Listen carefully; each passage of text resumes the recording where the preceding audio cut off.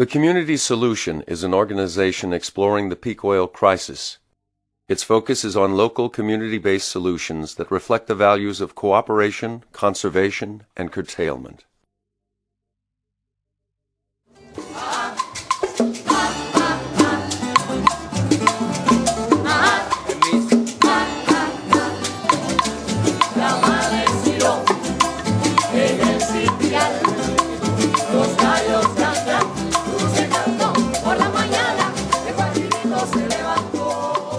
The breakup of the Soviet Union in the early 1990s created a major economic crisis in Cuba known as the Special Period. So we have from 1989 to 1993 a free fall of the economy of 34% of GDP, gross domestic product. When I tell you free fall of the economy, trying to imagine an airplane suddenly lose their engines. It was really a crash. Cuba lost 80% of its export and import markets. Oil imports dropped by more than half. Buses stopped running, factories closed, electricity blackouts were common, and food was scarce. People almost starved. In reality, when this all began, it was a necessity. People had to start cultivating vegetables wherever they could. Over the next decade, Cuba took drastic steps to find solutions. It is the first country to face the crisis that we will all face, the peak oil crisis.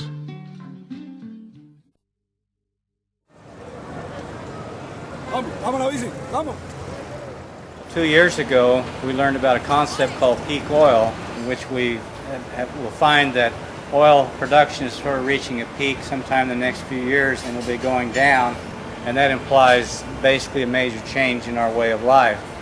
And what we've discovered is that Cuba, because their own artificial peak oil was imposed on them when the Soviet Union collapsed, is actually a model for what's going to take place in the rest of the world. So we wanted to see if we can capture what is it in the Cuban people and the Cuban culture that will allow to go through this very difficult time without competing over scarce resources. And we think Cuba has a lot to show the world about how to deal with energy adversity, which I think we'll all be facing.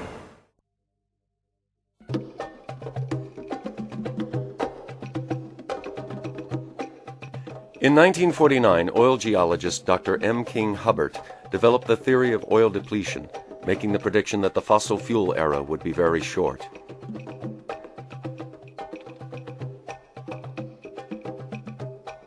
In 1956, he forecasted that American oil production in the continental 48 states would reach peak production in 1970.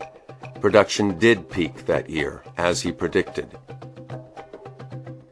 In 1974, Hubbert testified to a Senate subcommittee warning of the dangers of declining fossil fuels in an exponential growth culture.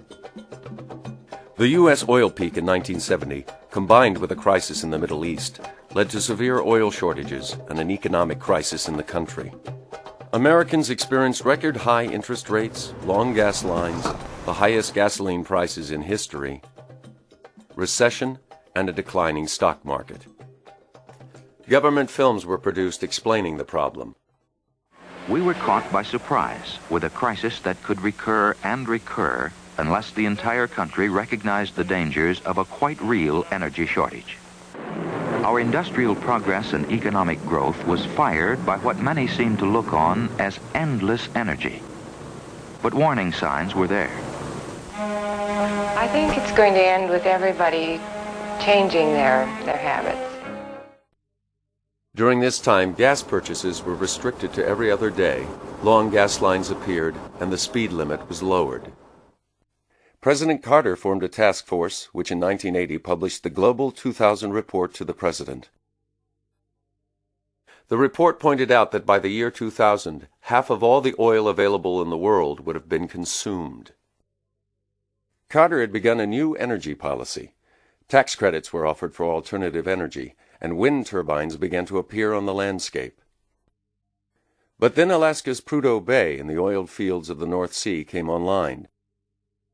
The oil crisis eased and prices dropped. Carter's call for frugality and care was rejected. Ronald Reagan moved into the White House and dramatically cut research and development for alternative energy. It was morning in America again, and the country went to sleep for a generation.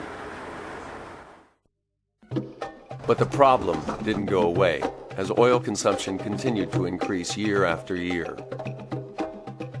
In 1997, petroleum geologist Dr. Colin Campbell wrote The Coming Oil Crisis. 3 years later, he founded the Association for the Study of Peak Oil, known as ASPO, and held the first meeting on peak oil in Sweden in 2002.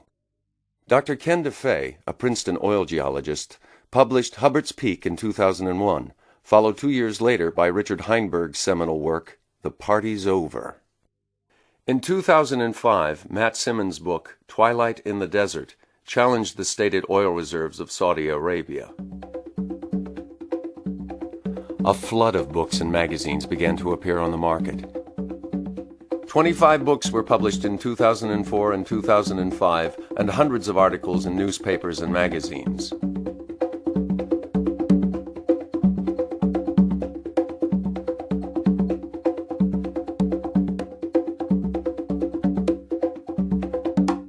The long sleep of the 80s and 90s is coming to an end, and with no more preparation than in 1970, global peak oil is arriving. Peak oil is the point in time when oil production reaches its maximum. And that doesn't mean that we're running out. What it means is that we're going to have a continuous decline in production from that point.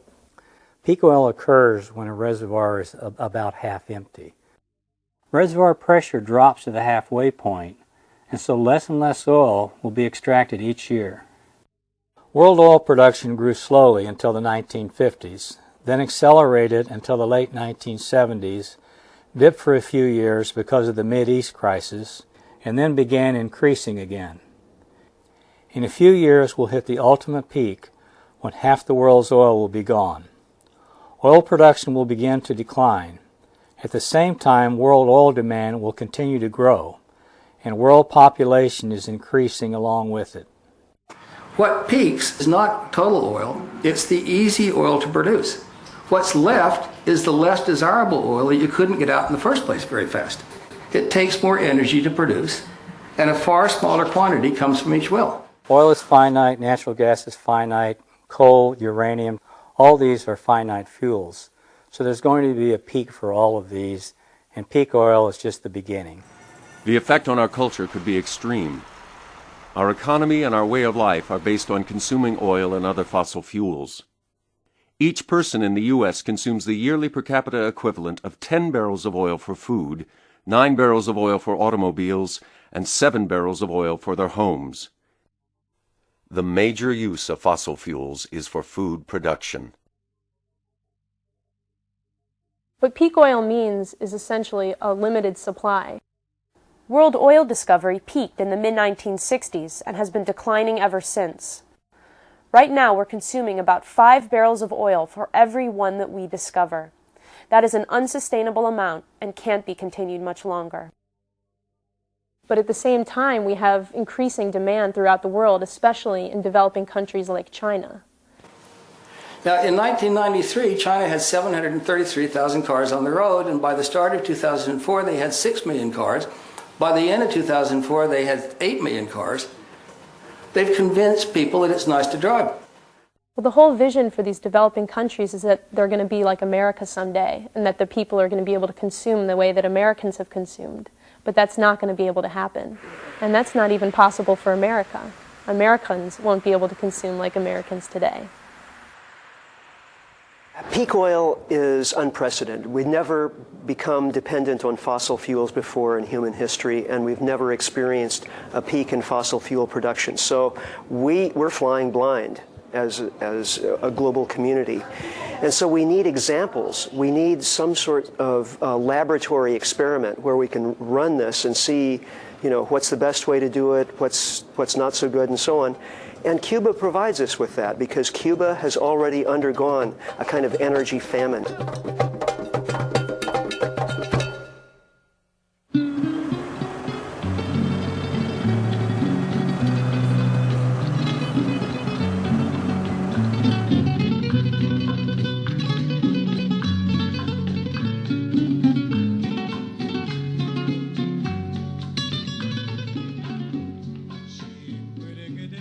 After the Soviet Union, oil import dropped from 13-14 million tons a year to only 4. Cuba in the 80s had 90,000 Russian tractors, factories of pesticides, of chemical fertilizers we received from the Soviet Union. In 1990, everything changed. There was nothing. When the deep economic crisis began in the early 1990s, it was a change in our lifestyle. We all of a sudden saw abruptly, in a matter of weeks' time, a huge change. We saw symptoms of malnutrition in children under 5 years of age. We saw pregnant women with anemia. We had underweight babies at birth. The impact on food scarcity was disastrous. The average Cuban lost 20 pounds by 1994. We were desperate for everything. We don't care about first world quality standards on any commodity. We just need food. It doesn't matter what you bring, we buy it. Without imported fuel oil, it was impossible for Cuba to generate the electricity it needed, resulting in blackouts throughout the country. Well, we had, at that time, power cuts that lasted for many, many hours, maybe up to 14, 16 hours a day. And this, in a climate such as ours, is very difficult because you do need the fridge so the food won't spoil. So you had to cook on a daily basis what you had to eat at that moment because you just couldn't put things away. And it was a very difficult moment. Power cuts were particularly hard in Cuba's large housing complexes. In a tropical climate, with its heat and humidity, it was difficult to be without the use of air conditioners and fans. Without elevators, people used the stairs. Water was carried up or hauled up the outside of the building using a pulley and rope. When taking a bus, people had to wait 3 to 4 hours. When the bus arrived at work, often there was no power. So even if they got to work and had electricity, there was nothing to do. After work, they'd have to wait another 3 to 4 hours for a bus, and often when the bus arrived, it was full, and they'd have to wait for another one.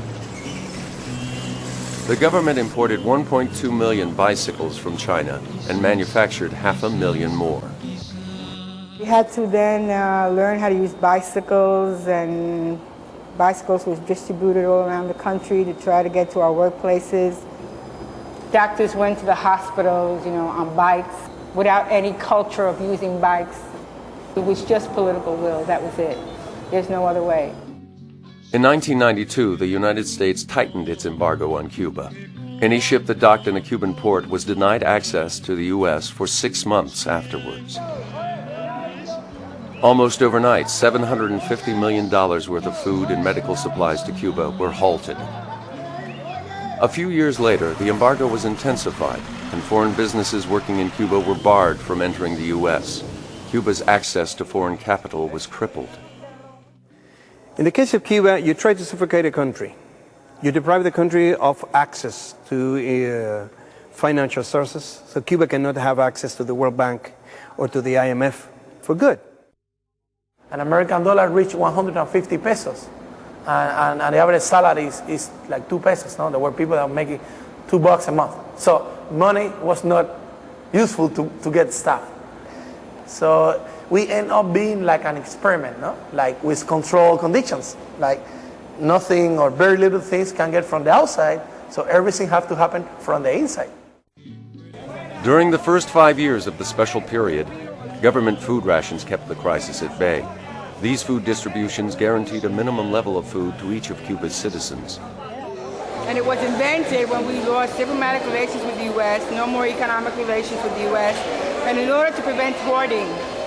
Okay, so the more people had more money, would just swipe, do away with everything on the counters, and others would go hungry. They invented this ration food distribution system. With food imports reduced by 80%, the government-supplied food distributions had to be cut drastically. You have the official state market through subsidies, ration card, which has been shrink to perhaps 1/5 of consumption, from almost 100%. Now, let's go to this board because I want to show you so you can understand. This is on a monthly basis. Anyone of the Cuban population has granted through this system 3 or 4 weeks of basic consumption according to United Nations minimum level of calories ingestion in a month.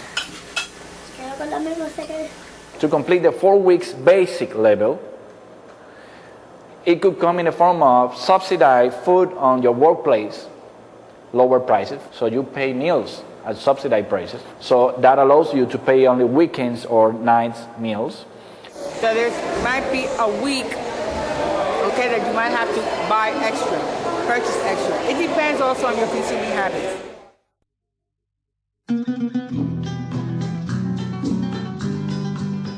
Every aspect of Cuban life was affected by the special period, but no change was as far-reaching as agriculture.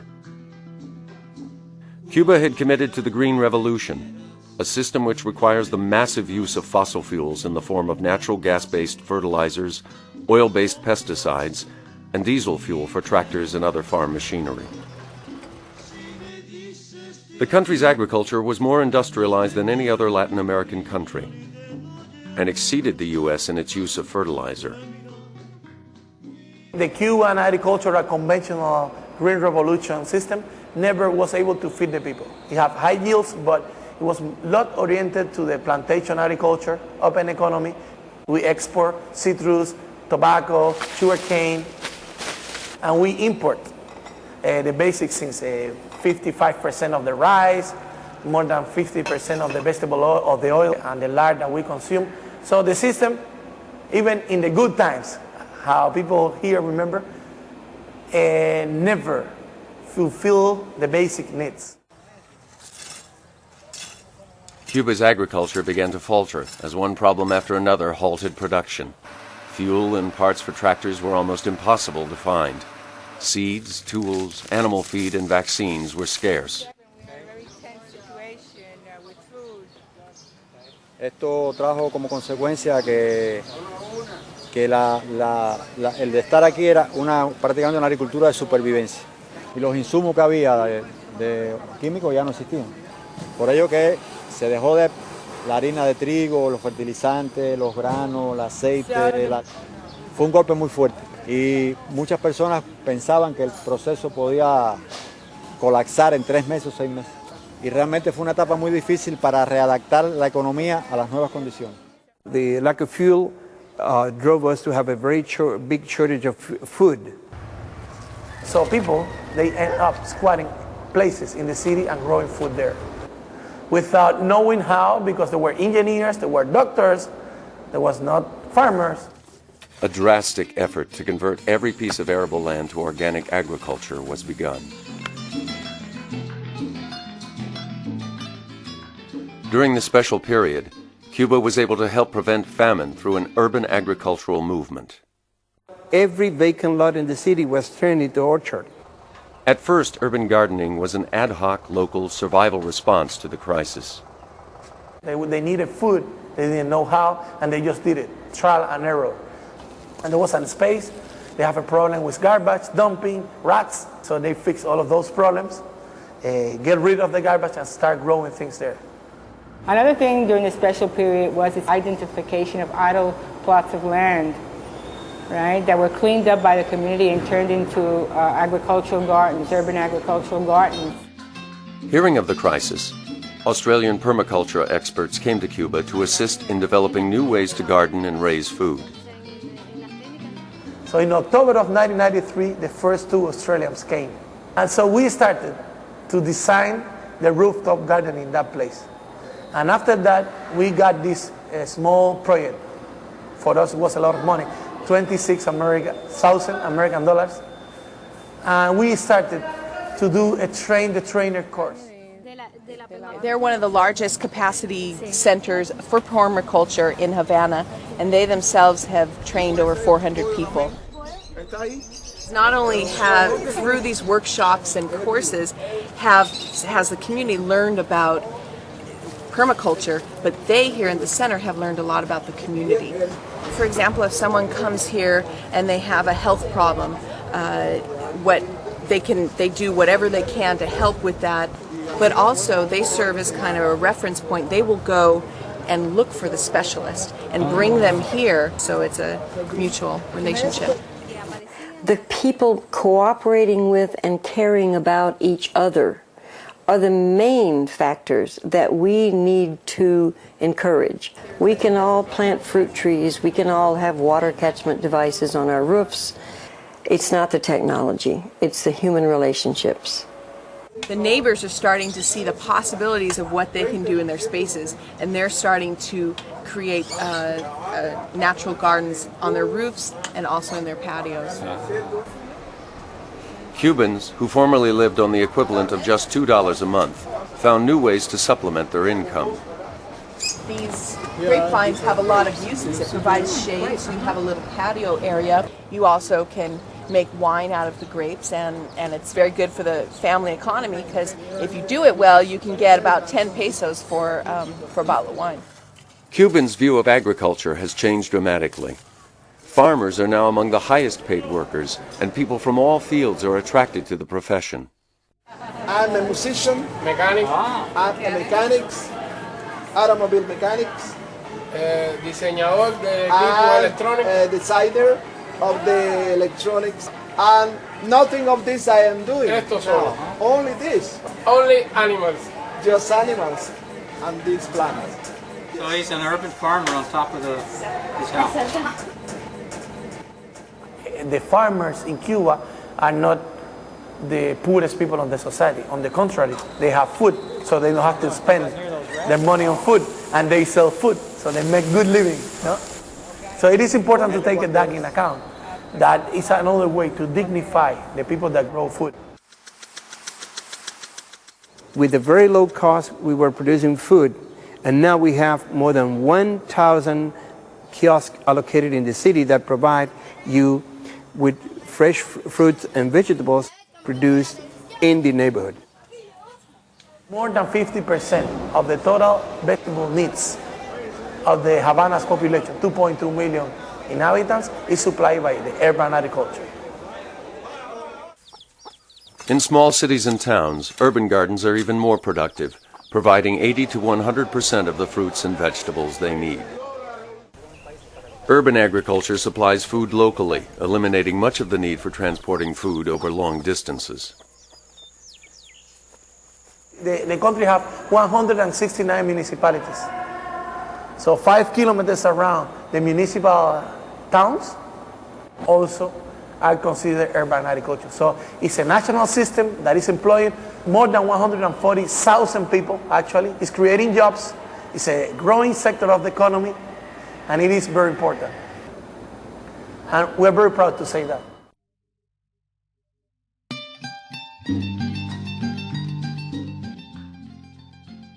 Cuba eliminated the need for natural gas-based fertilizers and oil-based pesticides by developing organic farming methods. Fortunately, research centers had begun studying sustainable agriculture before the crisis. Because of this preparation, the transition to an approach to farming that didn't depend on fossil fuels was implemented nationally within just a few years. Without fossil fuels, more manual labor was needed, making smaller farms necessary and increasing the number of farmers. One of the challenges, the peak oil challenges, is to reclaim land from the large-scale conventional agriculture. Un suelo en formarse trata millones de años y en destruirse muy poco tiempo. Bueno, uno de los problemas que trae la tierra con químicos es la mineralización y la desaparición de la microflora y la microfauna. La desaparición de la microflora, de la vida del suelo. The soil is a living being. And in the topsoil, in the first 3 inches of soil, is the key. You add chemicals, you damage all of that. So then the soils became almost like sand. So we're going to be having interesting challenges and to rehabilitate the soil. Cuba found that it took from 3 to 5 years to make the land fertile and productive again. Organic needs a transition, no? Needs some time and needs some money to establish the system, because when you get the soil is so damaged and dead that you need to to rebuild the soil. You need to bring back the soil to life, and that takes time and a little bit of money as well. You have to follow the natural cycles. So you hire nature to work for you, not work against nature. To work against nature, you have to waste huge amounts of energy. Conventional people use this heavy machinery that compacts the soil, huge tractor, huge combine trucks and things like that. So you have to open the soil again, add more nutrients. The first ethic, to take care of the land, of the earth. This is very important. If we don't take care of the earth, earth will take care of us and get rid of us.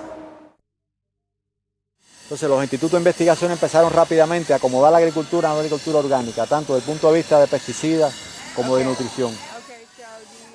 For me, it's more important how the things that I'm eating are growing or are produced than what I'm eating. So if a vegan eats these heavily pesticide-polluted vegetables, he's not doing much. El hecho de empezar a utilizar materia orgánica empiezan a aparecer microorganismos y paulatinamente se va aumentando de acuerdo a los niveles de, por supuesto, sistemáticamente, porque si lo dejas de hacer vuelve a lo mismo, ¿no? Cuba's new agriculture uses a variety of soil-enhancing alternatives to rebuild and maintain the soil. Crop rotation, composting, and green manure, which is a process of plowing young vegetation into the soil. Many tons of organic compost are produced, using kitchen scraps, rice hulls, and other organic matter. Worm humus is made in long troughs, where worms are fed organic waste products. This makes a richer fertilizer than regular compost. Una tonelada de humo de lombriz equivale a 6 de materia orgánica. Today, 80% of Cuba's agricultural production is organic. The lack of fuel drove us to use less machinery, to go to smaller farms, to combine different crops in one small piece of land, preventing pest spreading. If you have 1 million plants of corn, you will have 1 million bugs that eats only corn, and you have a pest. We developed many biopesticides and many biofertilizers. Today we are even exporting to Central American countries and other Latin American countries. We are exporting biopesticides and biofertilizers. Remember, Cuba has one advantage. If the population of Cuba is 2% of the population in Latin America, Cuba has 11% of all the scientists in Latin America. It's difficult to grow certain crops in Cuba's heat, so farmers use a variety of mesh covers to cut the sun's rays.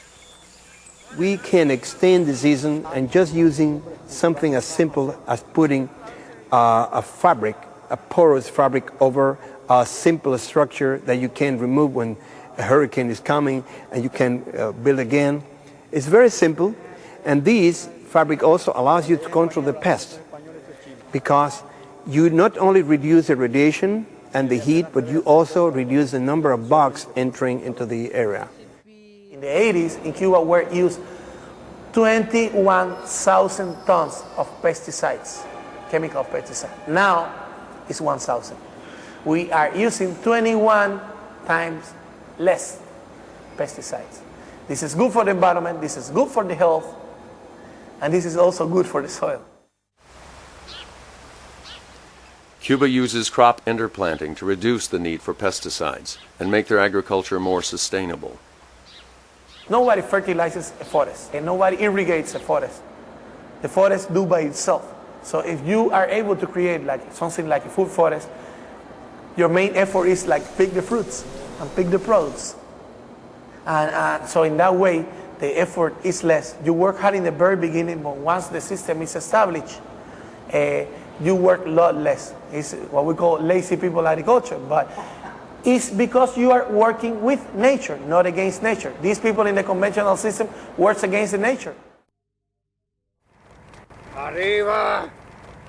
One of the good sides of the crisis was to go back to oxen, to use animals. Not only that they save fuel, they do not compact the soil. the way the tractor does. They exert less pressure, and even the legs of the oxen remove the earth. Older farmers who still remembered how to grow and train oxen were set up in training schools. In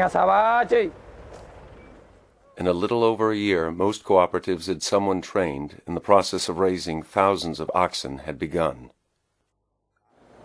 A pair of oxen is not the same as a tractor. A man can work 8 hours in a tractor, you have conditioned air and a CD player, but you cannot work for those hours because oxen just go in the floor, they say that's it, you know.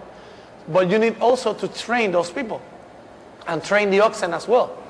So it was necessary a result of a change of mind, the change of scale. And it was a big effort, but how much money they save in fuel, how much money they save in parts, how much money they save in tractors. But I should say, how much money is the pollution of these tractors? It has to be analyzed from several approaches. They did it because they have to. But from a few years point of view, there are many benefits.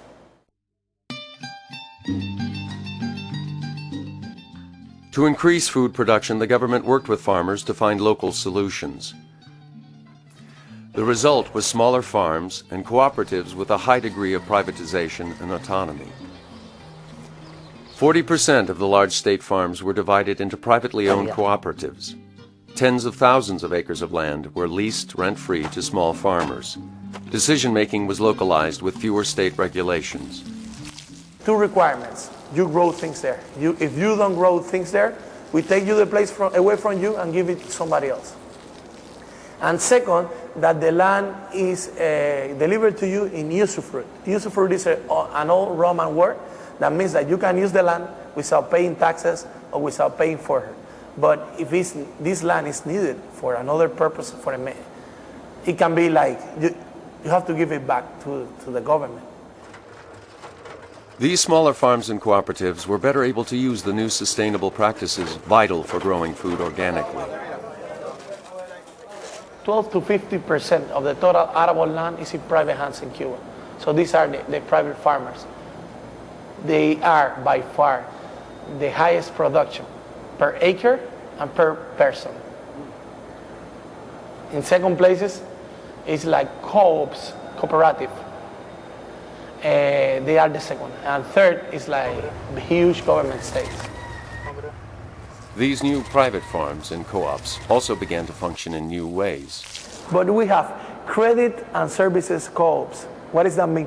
You don't want to join your lands with me? We don't. So we are together in a co-op for credits, to buy the seeds together, to hire the machinery, for this stuff. But we don't have to join their land.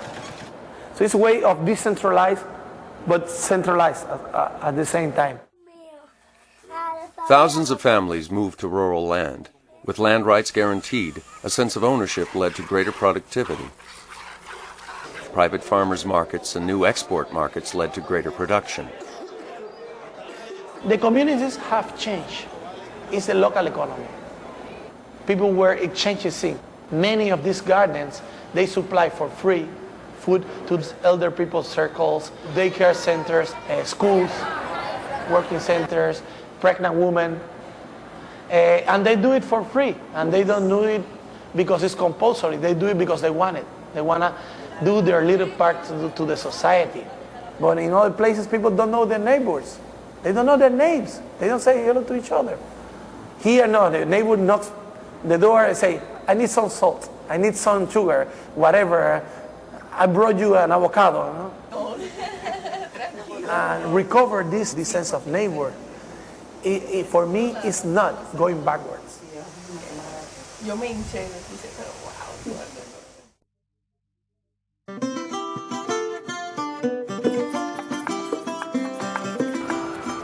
Without oil for transportation, Cuba's educational system was threatened.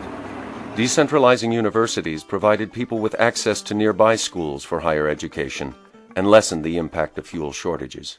The example of the universities now that to put in every municipality also, because in my opinion, transportation and housing is right now the biggest problem in Cuba, because this depends more on oil. This large building was the most exclusive school in Cuba, the Sacre Coeur, but today is the University of Medical Sciences. For your information, Cuba had 3 universities, but today has about 50, 7 of them in Havana. Medical clinics and schools are available throughout Cuba. During the crisis, the Cuban government continued supplying its citizens with free health care and education. Very different from what happens worldwide when there's an economic crisis. The first thing they do is cut down on social services. This was not the case. Doctors, nurses, and social workers live within the neighborhoods where they work, part of the social fabric of the community. Cuba's free medical care helped them in the crisis. In spite of the hardships, they maintained a lifespan and infant mortality rate roughly equal to that in the U.S., even though the average Cuban consumes less than 1/8 the energy of the average American. Overall, the economic crisis improved Cubans' health. Increased walking and biking reduced diabetes and the number of heart attacks and strokes. The Cuban diet changed. Fat consumption was reduced, while more vegetables and a wider variety of vegetables were eaten. Cuba actually trains more doctors than they need and sends them to developing countries around the world. They also exchange doctors and medical expertise with Venezuela in return for oil.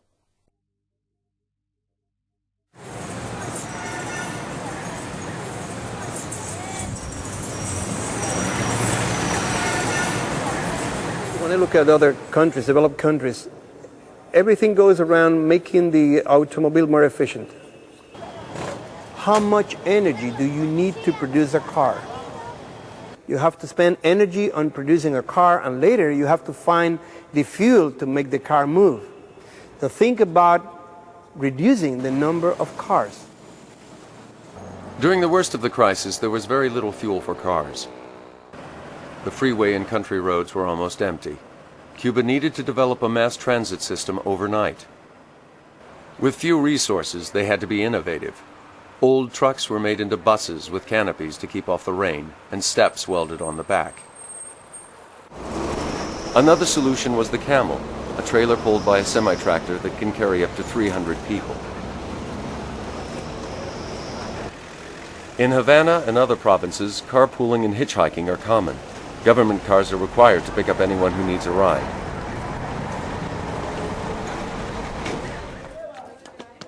The loss of fuel for transportation also affected small towns and cities. There, people turned to horses and mules for transportation.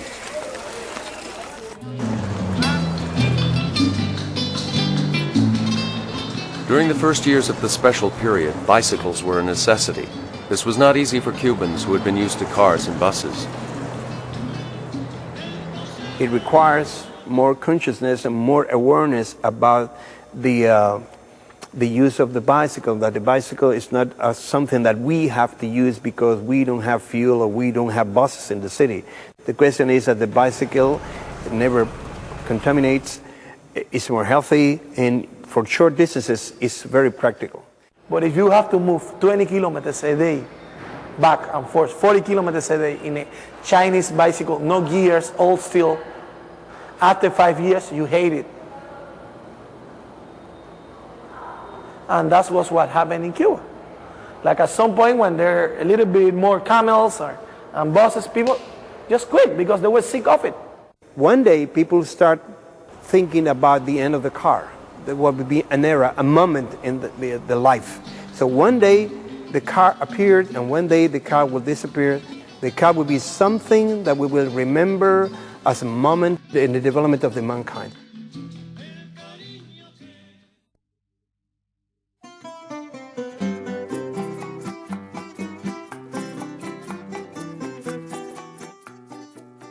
Since the special period began, it's been difficult to build new housing because of a scarcity of tools and materials. Cement production requires a lot of fuel, and that's why the cement production has been reduced. Everyone in Cuba has a place to live, and 85% of the people own their own home. But most houses are small and simple with few amenities.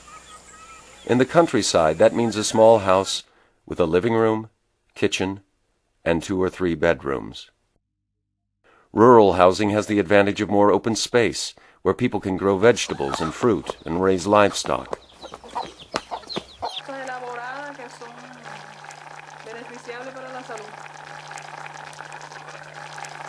Todo lo que vamos a almorzar ahora es de nuestro huerto, menos el arroz, los frijoles, el cerdo, las lechugas, todos nosotros lo sembramos y criamos en nuestro huerto. In Havana, if you don't live in one of the old single-family homes, it may mean living in a dilapidated building or with your relatives in a crowded apartment. Even so, the city is a place many people want to live. Havana already has the values that many urban planners and architects in the world would like to recover. Many people have come and said, you should preserve the city we want to recover. After the big sprawl, many people are looking back to the traditional city and looking the ways to live in the traditional city in a more human way. But living in a city without adequate transportation causes major difficulties. And the other problem here is that this is only housing and they have to go to the city. They have to come and go, they have to commute.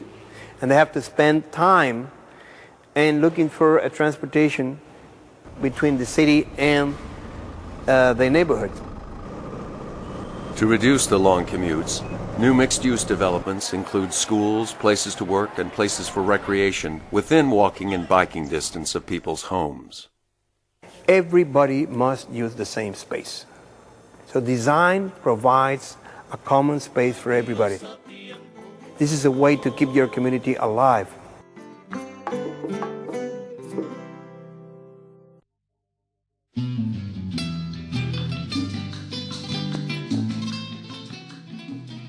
At the start of this special period, 95% of Cubans were connected to the national electric grid. The other 5% lived in remote areas. Photovoltaic and wind energy are too expensive to meet much of Cuba's energy needs. But for areas not connected to the grid, small-scale wind and hydro systems, as well as solar panels, are used. Priority is given to schools and clinics. Recently, more than 2,000 rural schools were supplied with solar panels to have electricity. It was less costly to give them the solar panels rather than to connect them to the grid. In Los Tumbos, solar panels power the school, clinic, community center, even people's homes. They have the panels up on the roof, and they're recharging the light battery right now, compact fluorescence. They can put this radio on, and this is another panel, that's her son's, who lives right there. Small solutions have been developed throughout Cuba, such as using the sun to preheat water. People in Cuba used to shower with heat water. So they use traditional oil or energy, whatever they have, to heat water. So if we can have solar heaters, it's better. But when you obtain the water from the solar heater, it is 60 degrees. You can save the half of the fuel you use to heat the water to boil. Before the crisis, Cuba relied on imported fuel oil to generate electricity. Without this, they had to modify their power plants to burn their poor-quality domestic crude oil. Our crude oil is very a bad thing for environment, but we had no choice. It's a matter of live or die. They also began using crop waste to generate electricity. Sugar mills have been turned into power plants because you mill the sugar and then you have the bagasse. You burn the fibers, you produce heat, and then you produce electricity. So you can turn a sugar mill during the season or after the season into an additional power plant. And right now in Cuba, during the time of harvest, which is about 3 or 4 months during the year, 30% of the energy that's generated in Cuba comes from the renewable source of biomass. So this is what we call the energetic sovereignty. We do not depend on all imports to produce electricity.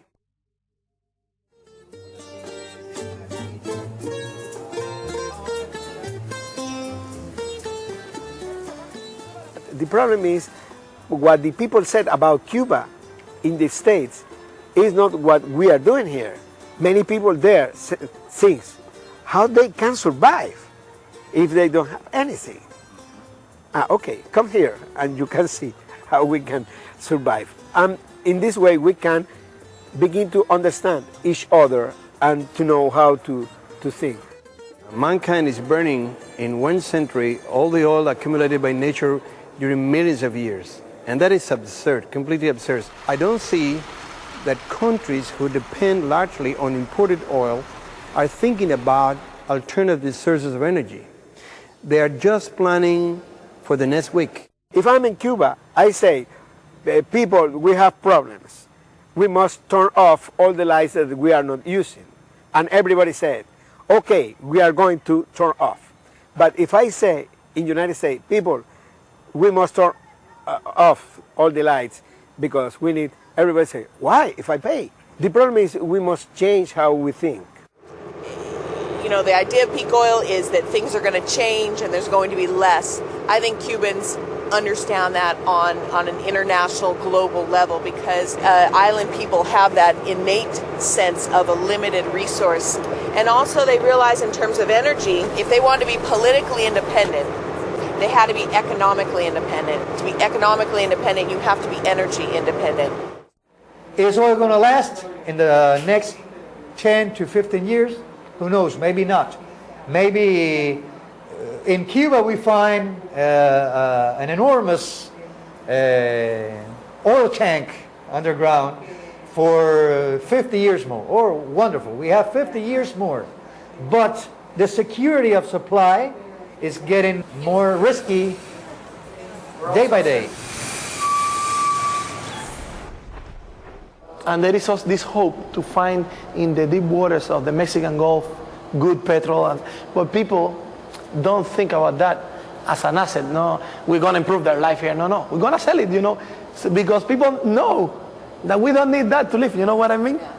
Okay, we need money to develop, but it's like something to sell, not something to use or to waste. The sun was able to maintain the life in Earth during millions of years. Only the problem is now when we arrived and we change the way we use the energy. The problem is if the sun has been enough to sustain the life and now we cannot sustain the kind of society we have in our planet. The problem is with our society, not with the energy, not with the war of the energy.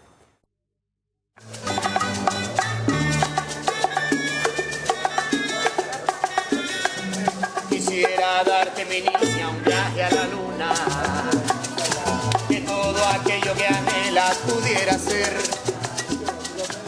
So there are infinite small solutions. You fix one little problem here, one little problem there, and life is better. You think globally, you act locally. This is very important because otherwise you give the impression of people that this is United Nations, presidents, scientists, and they don't have to do anything. That they will fix the problem. But people have to start from scratch and start to do small things, baby steps. Crises or changes or problems can trigger many of these things. That these are sustainable, alternative, whatever it's called, but it's basically adapting. We are adapting to changes. And that's the success of the human beings.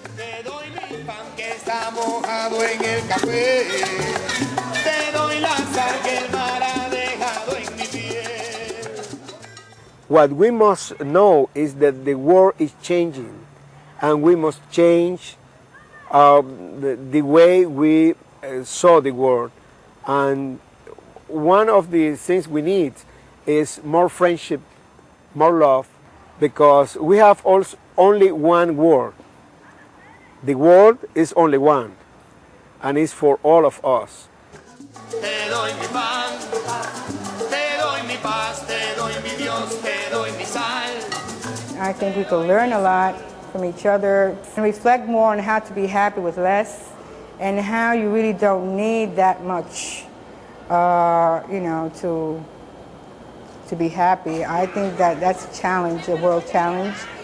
Cuba has modest experience that, you know, maybe some other people could learn from. And I think it will be a time for sharing, a time for cooperation, and a time for more solidarity and for working together. I think maybe we'll have a better world.